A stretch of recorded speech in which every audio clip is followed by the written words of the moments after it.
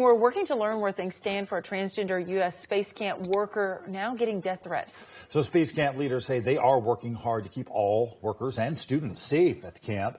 An Alabama group that fights for transgender rights, though, says those threats started last week after one parent posted about that transgender worker online and even shared some screenshots from her social media pages that identified her.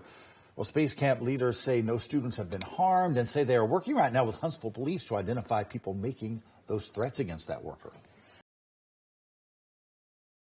Hey folks, Dale Jackson here for Yellowhammer Now, and it is time that we talk about Space Camp once again because a lot of our friends in the media have gone completely insane. When they're not lying about bloodbaths and all sorts of other things regarding Donald Trump, they lie about the state of Alabama and what's going on here. One of the big lies that they have liked to tell about this kerfuffle at the Space Camp in North Alabama is that no children were ever put in danger. Well, let me put an end to that immediately, okay? The allegation is as simple as this. A man, a biological man, a natal man, an individual born as a man, declaring himself to be a woman, entered, allegedly, into a restroom and sleeping areas of young girls. That's the allegation. So yes, there are allegations that somebody was harmed. And it doesn't matter that that person has declared themselves to be a woman. They can live that way if they like. But that is not up to them to make that decision around prepubescent girls. Space Camp also, and this is confirmed, I've seen it with my own eyes, allows parents to identify their children however they want.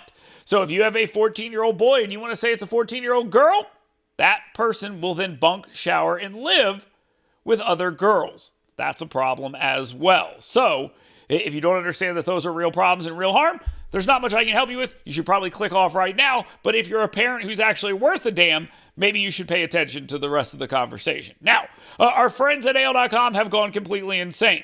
J.D. Crowe, a guy who is clearly on the other side of some sort of psychotic break, it appears. I'm not a doctor any more than he's a cartoonist, as you can tell by his terrible drawings and absolutely on-the-nose depictions of what's going on in those drawings, has State Representative Mac Butler throttling a young LGBTQ child of some kind and saying, "Don't say gay." Now, obviously, the bill is not a don't say gay bill. Everyone knows that, and it's a lie to say that it is, so J.D. Crowe is completely content doing so.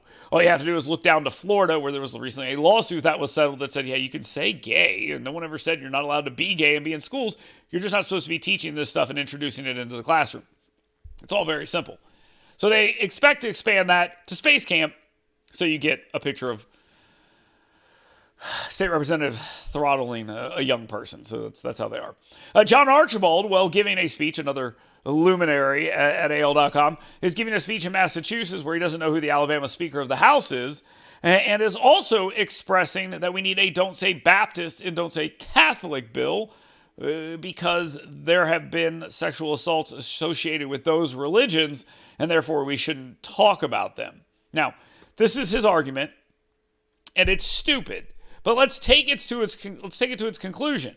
Let's make the argument that that makes some sense, which of course it does not. There have been sexual assaults at school, right? Yeah? Okay. I just want to make sure I understand that correctly. So we shouldn't allow kids to go to school. Is that the argument we're making? By the way, drag queens have sexually assaulted children as well. I guess we can't have those anymore either. Does this make any sense? No, it makes no sense. This slurring and smearing of people who are concerned about this as bad people, as bad faith actors, as all these things, is all AL.com can do. Because what are they going to actually do? Are they going to come out and say, hey, a child should have to change clothes in front of a grown man? Is that what they're going to do? Is that the argument they're actually going to try to make? No. So they have to smear the people saying that that's not okay because they can't say, yes, it is. But understand it. To them, it is okay. It's okay. If your child is a 13-year-old girl and a 31-year-old man wearing a dress says he's a woman, then there's absolutely no problem with that 31-year-old man being with your 13-year-old girl in her bedroom. No problem about that. Not an issue. That's what they believe. That's what they want to tell you. but they won't say it outright because they're cowards and they know how terrible it sounds. So instead, they try to destroy you and make it appear that you even making such an argument is somehow grounded in hatefulness and nonsense. It's not. It's common sense. Society has lived this way for eons. There are differences between men and women. And if you want to be honest with yourself, then ask yourself this. Should this person who's living as a male but dressing as a female be allowed to dress as a female? Absolutely. They can even go to work that way and live that way if they wish. But when you start involving other people's kids, that's where people are going to have a problem. Drag queen brunches where kids are involved. Nonstop sex and gender education at school. Now you have this at Space Camp. Are you seeing a connection here? When you start making it about the kids, parents are going to be pissed. You can either accept that or you can push back and say that you don't have any standing. But I'll tell you this right now, as a father myself, I do have standing and I will make my voice heard.